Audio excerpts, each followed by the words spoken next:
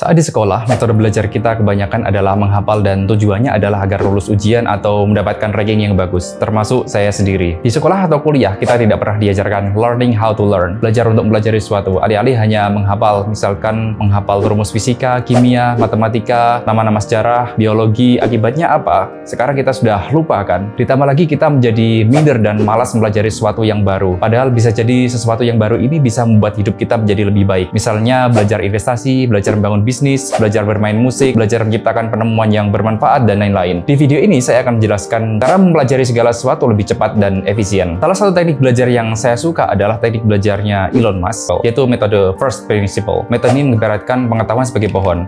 Untuk mencapai bagian daun harus memahami bagian akarnya terlebih dahulu, kemudian memahami batang besarnya, lalu ranting, dan kemudian ke daun dan detail-detailnya. First principle ini pertama kali diperkenalkan oleh filsuf Yunani Aristotle. Elon Musk membangun 3 perusahaan revolusioner bernilai miliaran US dollar di bidang yang jauh berbeda, yaitu PayPal di bidang keuangan, lalu Tesla di bidang pembuatan mobil listrik, kemudian SpaceX di bidang aerospace dan menciptakan teknologi roket untuk ke luar angkasa. Pada saat yang sama, ia juga memiliki SolarCity dan Tesla Energy, Neuralink, The Boring Company, dan Twitter. Dalam sebuah wawancara di TED, Elon mengungkapkan kerangka kerja untuk berpikir semacam first principle, mengolah segala sesuatu menjadi kebenaran mendasar dan mencari alasan dari sana. Intinya first principle ini kita menggali pengetahuan sampai ke esensi, dasar-dasar dan akar-akarnya.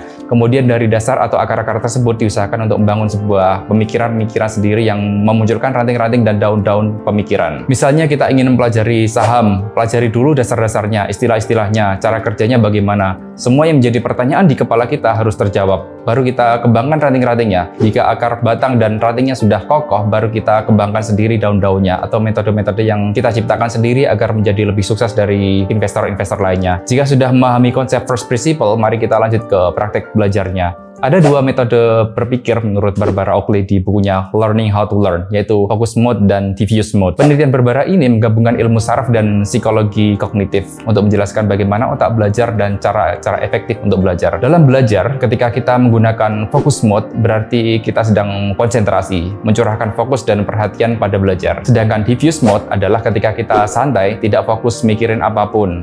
Diffuse mode ini ngebantu kita untuk melihat gambaran umumnya dan mengkoneksikan ide-ide yang kita pelajari sebelumnya tanpa kamu sadari. Kadang ide kreatif muncul bukan pas lagi kita fokus mikir, tapi pas malah kita lagi BAB misalnya. Ada istilah prokrastinasi atau menunda-nunda pekerjaan karena terdistraksi sesuatu. Ini yang menyebabkan fokus belajar menjadi hilang. Misalnya saat belajar sesuatu, kita tiba-tiba ada notifikasi TikTok, Facebook, akhirnya pegang HP dan scroll-scroll terus sampai capek. Nah, untuk menghindari prokrastinasi ini, kita menggunakan teknik Pomodoro atau time interval.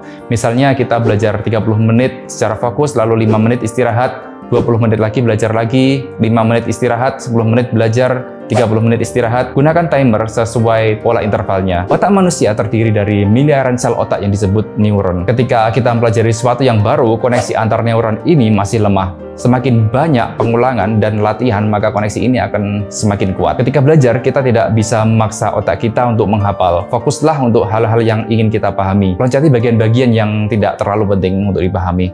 Jika sudah lelah, maka tidur. Tidur itu sangat penting dalam belajar. Umumnya, proses belajar itu terdiri dari 3. Yang pertama adalah akuisisi, ketika informasi baru masuk ke otak. Kemudian konsolidasi, proses ini di mana memori menjadi stabil. Yang ketiga, recall, ketika kita mengakses kembali informasi yang disimpan. Nah, akuisisi dan recall ini terjadi ketika kita tidak tidur. Sedangkan konsolidasi memori terjadi ketika kita sedang tidur. Semakin banyak kita belajar, latihan, praktek, dan tidur, maka semakin kuat dan banyak koneksi antar neuron ini. Beda dengan belajar SKS, sistem kebut semalam. Koneksi neuronnya lemah, akibatnya hanya menjadi memori jangka pendek saja. Kalau kalian selama ini pakai sistem belajar yang bagaimana? Apakah sudah efisien atau malah malas mempelajari sesuatu yang baru?